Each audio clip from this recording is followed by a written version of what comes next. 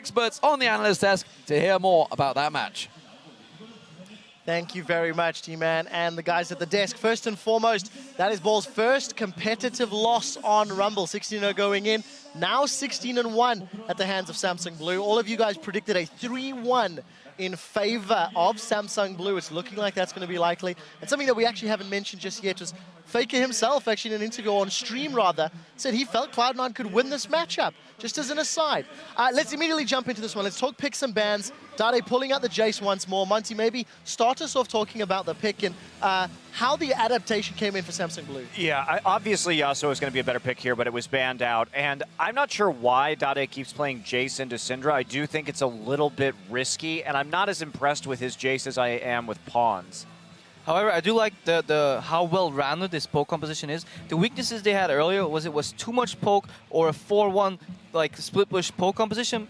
But this time they have the Ramen and Maokai. The other thing that was wrong with it was they were kind of waiting for the Tristana to scale up. But yes, you do have an earlier power spike with the Corki and the Jace, and you can still, you can block a lot of the damage coming in with Braum. Yeah, and that's really the thing with Samsung Blue here. They fixed all the mistakes from game one. Spirit, I think, by the way, basically carried this game by getting them, to a good spot early on, and then if Samsung Blue are at least equal 18 minutes in, which traditionally they aren't even, you get them gold parity and they explode people. Dade, I like the Jace just because you can call him Gordon Freeman. He brought people to half-life every single time he threw a Q out. It worked. I'll give you that one.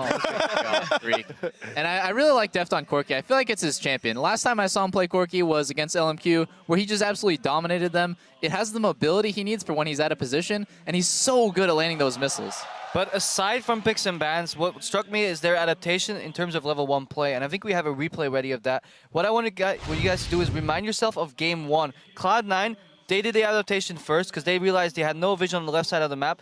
Therefore, they realized they had to invade red buff, and they caught Samsung Blue off guard. However, Blue learned from that from game 1. They did the same thing, cut out the vision on the left side, nothing there. But they were waiting for Cloud9. So if you run the clip right now, we see Lemonation comes in, doesn't find anybody there, so he thinks he's safe. Tracks. No more wars, and yeah, they already pulled the buff because they think it's so safe, and Lemon just face check dies. And this is where I think Heart's Braum skills really show off. You got Dade coming in, the exhaust comes up, flash for the auto proc, and then the max range Q right here, slow that down, and the follow up on Sneaky. And that's 2 kills, a failed invade. Of course, later Cloud9 would be very, very persistent in getting that red buff anyways, but really good adaptation in terms of level 1 play and just overall play from Samsung Blue. Yeah, you have to really give it to Cloud9, though. I mean, I think that what we didn't see there was the follow-up, and their continued aggression really worked well in their favor. And I was surprised. I was surprised too, but it was ballsy and it worked. Yep. I'm going to summarize the next 10 minutes very simply. We got into those head-to-head lanes. It felt like Cloud9 and Samsung Blue were sort of trading toe for toe for most of it. Let's jump up to the second replay fairly quickly on because it was incredibly chaotic.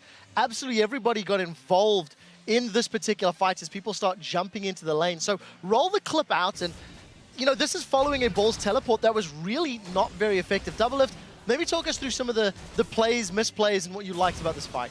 Yeah, sure. So this fight is just all over the place. Dade has to blow flash right off the bat, but when they see 2 people on their raids, Samsung Blue knows it's time to go in. They know this is a 4v3 situation because we have teleport. Actually, wait, they don't teleport in. I'm an idiot. They just actually end up disengaging. No, this was a good bait. Oh, this is something else. Yeah, this Holy crap, I'm so dumb.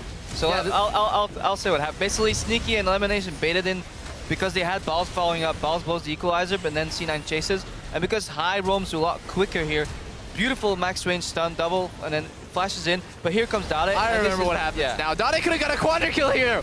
Oh my god, he's such a baby, dude. Why did he back off? That was a quad kill. Because he's in I was screaming it right at then. Worlds. Yeah. Well, the thing is as well, though, is it was interesting. Samsung Blue just didn't expect the fact that Rumble still hadn't recalled. Like, Cloud9 tried so desperately to make a play, and you haven't seen him walk back yet. You know he has to walk back to lane. Acor's getting free damage to the turret. Like, you have this guaranteed top lane advantage that you can teleport with later once Rumble finally does show up top lane. It was definitely impatient by Samsung Blue. I definitely want to reiterate that point. I feel in the last 3 games, Balls has definitely shown inferior teleport usage when dealing with Samsung Blue in contrast to Acorn. And for the second game in a row, Cloud9 have had sort of mechanical mistakes, maybe some decision errors. As the game progressed from there, Samsung Blue got more and more control. Was it Cloud9 making mistakes or Samsung Blue making the right plays? So Samsung Blue, I have to give them, first of all, massive props. They are playing so damn well after 18 minutes, especially Spirit. He carried that game. I firmly believe that. Lemon, I think, has actually done the most falling since game 1. Hit every bind game 1, missed every bind game 2, didn't like his Johnny here in game 3. He would never full channel an ulti to heal his team. He would just knock people back. He'd be like, 400 health.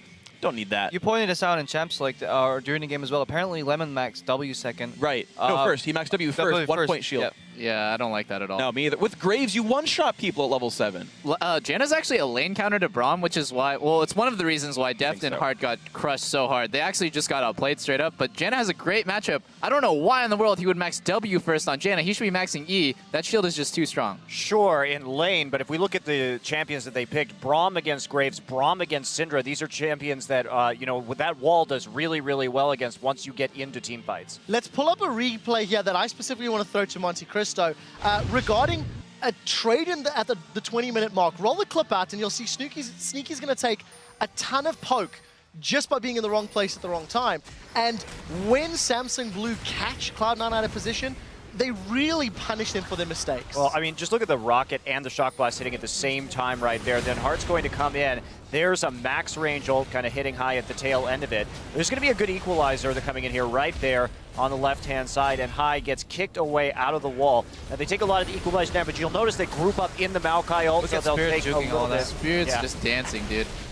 And High just got caught out of position, so he didn't really get to do anything. He got his ulti off on his Spirit, but just died. The thing is like Monty said, he approached them from the flank, which is good with Syndra, but you can't get through that Braum shield. Braum shield blocks so much of Cloud9's composition. And to go back on the laning point, I think Deft and Hart need to work on their 2v2 laning communication, because there are ways to exploit that Braum matchup even more. But it seems like it doesn't even matter, because Deft can come out of lane with such a big deficit and then just rock our world. Those missiles, I don't think he missed a single one post-laning phase. He's one of the best Corkers I've literally ever seen in 5 years of League of Legends. And Cloud9, to me, they look way less coordinated in team fights. You saw that battle. Sneaky gets chunked, and High and Sneaky still chase for about 3 seconds before realizing, oh, we can't fight this battle anymore, got cut afterwards. I think back to the very first replay in game 1, and again, High was by himself in that brush with no vision, gets caught. Thankfully, they had a 10,000 gold lead, but any much of a closer game, that was a game throw right there by C9. Their team fighting is not as sharp as Samsung Blue. Definitely not working out this time round. Just as an aside, Lee Sin and Kha'Zix.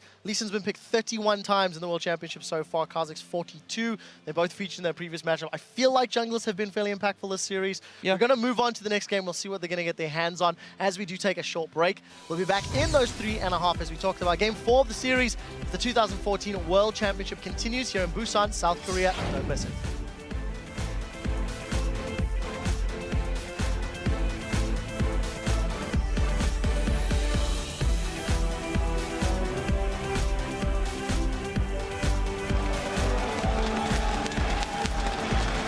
He gets counteracted. Aegon did. Oh, he goes down. High comes in. Gets himself a kill. Aegon goes down. The Monsoon is now down. Death's going to across. Sneak is the target, but they're still putting him down. Sneak and goal. Damage. Can they trade it back? They can.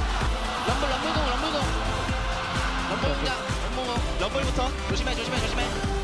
럼블부터